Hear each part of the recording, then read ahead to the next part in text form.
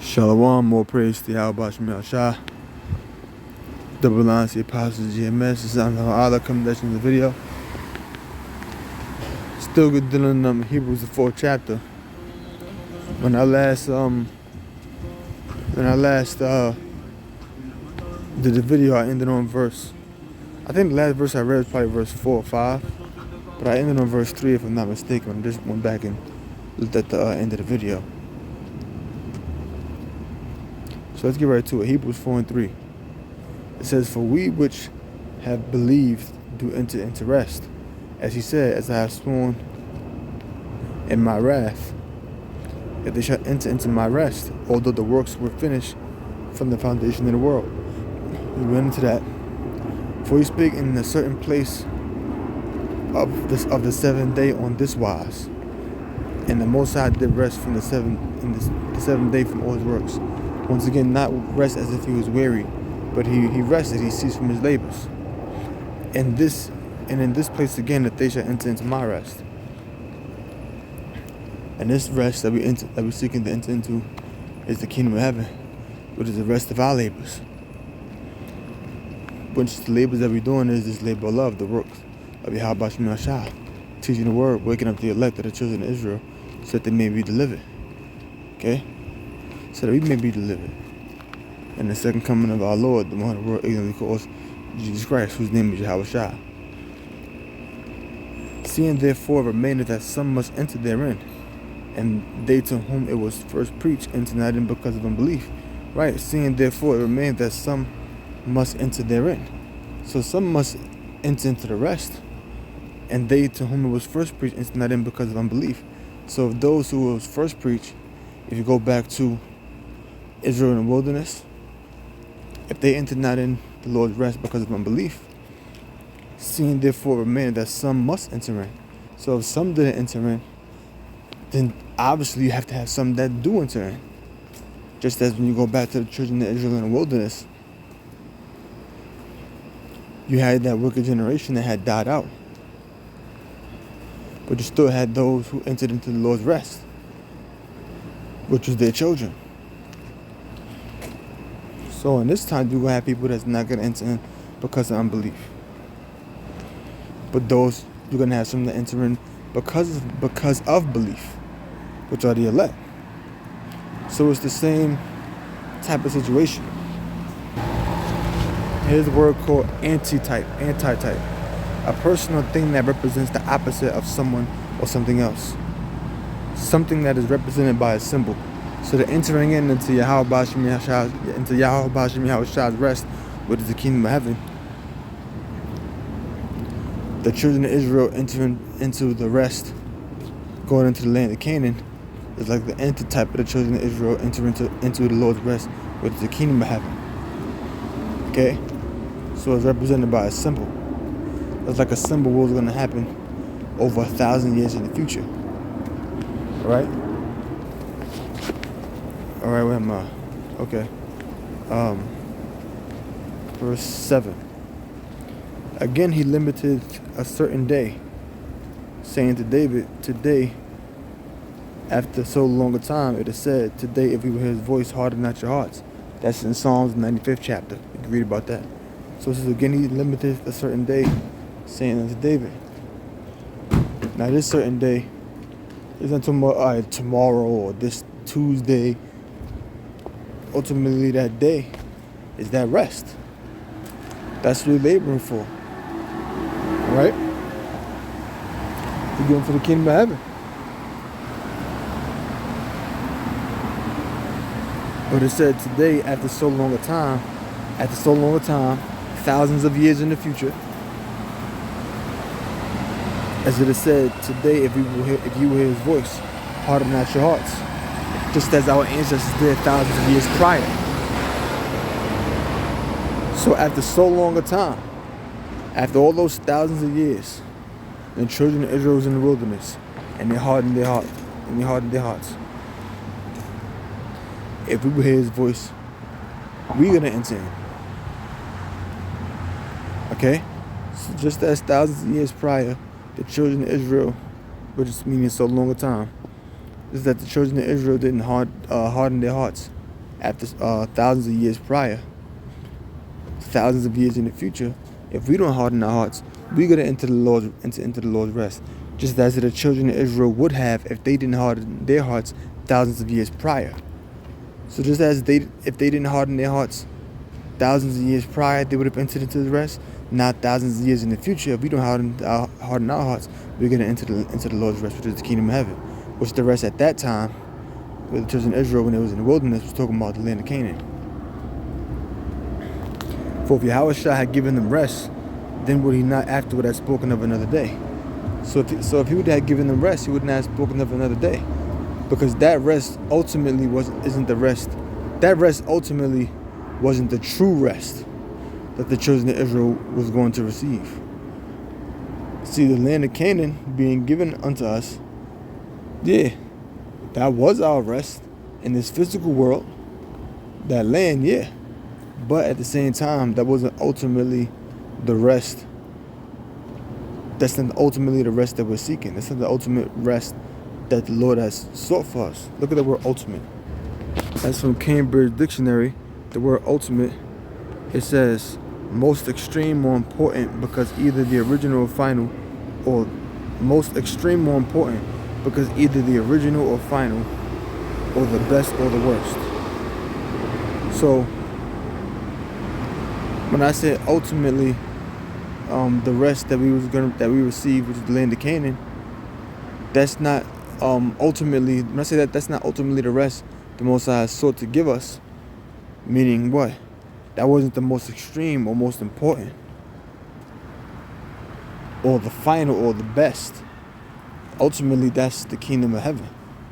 That'll be the kingdom of heaven. That's the most extreme. That's the most important. That's the best rest that we're going to receive. Because remember, in the land of Canaan, we had to still fight with these other nations to take it over. We had to still fight with them, take it over. We had to slay them. We had to go to war with them. In the kingdom of heaven, we're going to cease from that. Hebrews 2 and 4. I'm sorry, Isaiah 2 and 4. 7:3.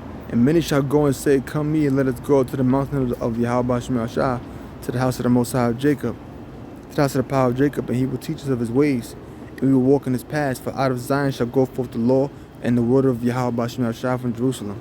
And he shall judge among the nations, and shall rebuke many people, and they shall beat their swords and the plowshares, and their spears and the pruner hooks. The nation shall not lift up sword against nation, neither shall they learn war anymore. See? That's talking about the kingdom of heaven.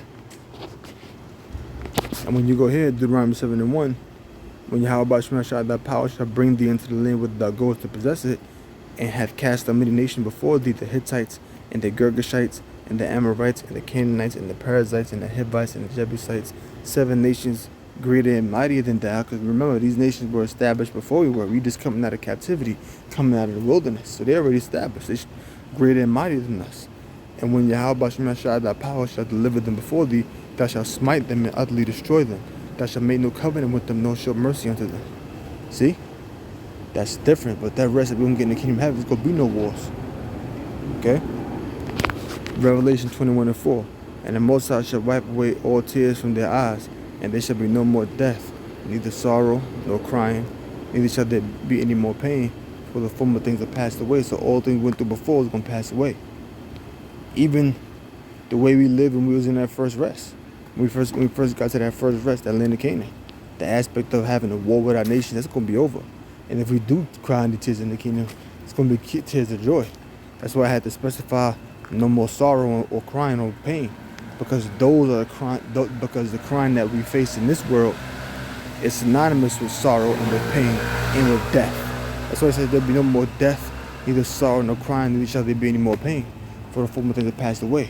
Because in the former life, the cries that we had was often cries of sorrow, cries of pain, and cries of death. But we're no longer going to undergo that. And the kingdom of heaven is showing you that this rest is different from the previous rest. The rest, which is the kingdom of heaven, is different from that rest going back to the land of Canaan. Alright? Hebrews 4 and 8. For if Yahushua had given them rest, then would he not afterward have spoken of another day? So we would have got that rest So why are we speaking another day? Because that rest didn't come when Yahushua came on the scene. Yahushua had to die, be crucified, go to the Father, and he got to come back. He got to make his second coming.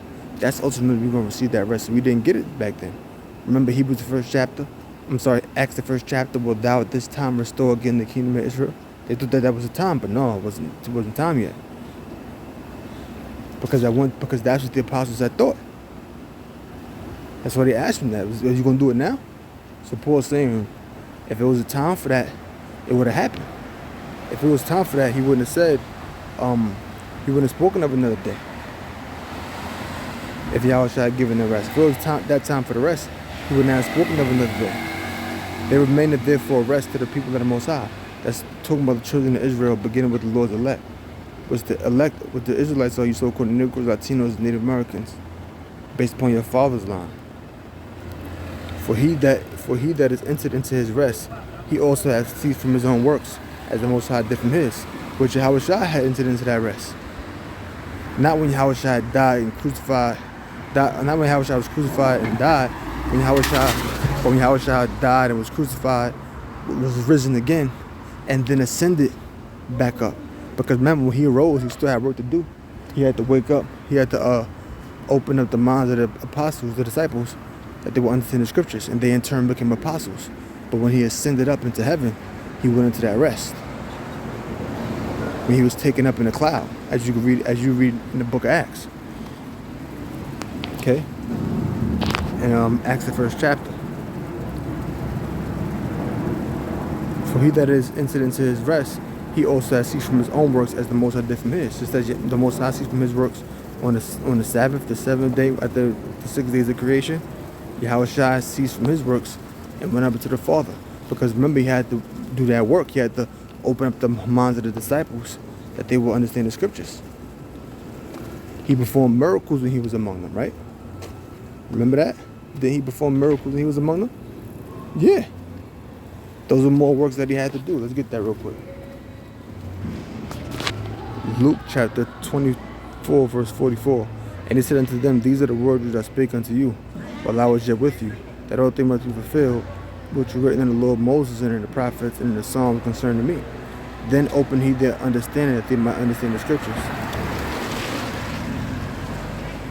So there was still things the Lord had to do.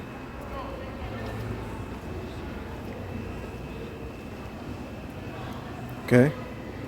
And remember, he performed miracles as well. St. John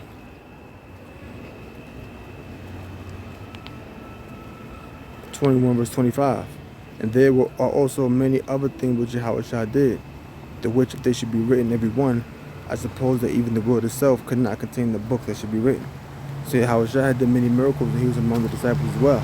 I could read up and read down into that. But if you know these scriptures, this is what Yahushua did after he had risen, after he was crucified. And then eventually we get Acts. And you go to Acts the first chapter, verse 8, start from verse 6. When they were therefore come together, they asked of him, saying, Yahushua, will thou at this time restore again the kingdom to Israel? In other words, now is the time? Is it time for us to enter into that rest? That's what they're asking him. And he said unto them, it is not for you to know the times or the seasons which the Father hath put in his own power. It's not for you to know that. Because Yahushua even spoke how he don't even know the exact day he's coming back.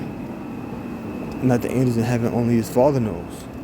But you shall receive power after the Holy Spirit. After that, the Holy Spirit come upon you. And you shall be witnesses unto me both in Jerusalem and in all Judea and in Samaria and unto the uttermost parts of the earth. That's talking about the day of Pentecost. And when he had spoken these things while they beheld, he was taken up, and in a cloud received them out of their sight. That's when Yahushua went back into that rest. So after Yahushua was risen, because if I was to go into all of the different passages in the Gospels about Yahushua being risen and being among the disciples, this video would be another 30 minutes long. Which I could still go into that, but y'all brothers that read the scriptures, y'all know where to find those things. Okay? I'm just hitting the fine points. And while he looked steadfastly toward heaven as he went up, behold, 2 men stood by him in white apparel, which also said, Ye men of Galilee, why stand ye gazing up into heaven? This same Yahushua which is taken up from you into heaven, shall so come in like manner as ye have seen him go into heaven.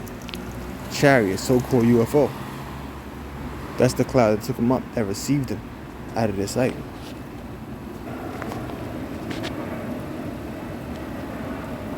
Verse 11, let us labor therefore to enter into thy rest, lest any man fall after the same example of unbelief.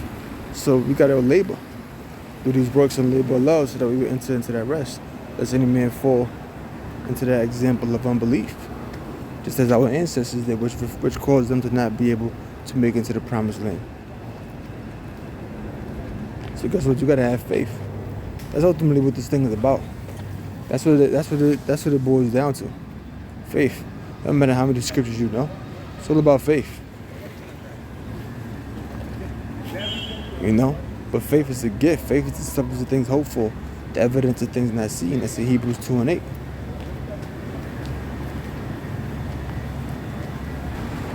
Hebrews 6:10. For the Most High is not unrighteous to forget your work and labor of love, which he has showed toward his name, and that ye have ministered to the saints who do minister. So the ministering or serving the saints and do serve or do minister, these are the labors of love that we're doing, and the Most High is not going to forget that. So we got to labor so that we can enter into that rest. We got to keep ministering to the saints. And a lot of guys out here not doing that. You know? It's really only GMS. Well, you got other guys that do it that may not be a part of GMS, but ultimately, GMS is that camp the Most High dealing with exclusively. It's just what it is. So with that, I'm going to close and say, oh, praise the Yahweh Shem Yahshua, that belongs to the apostle GMS. Oh, your brother learned something, Shalom.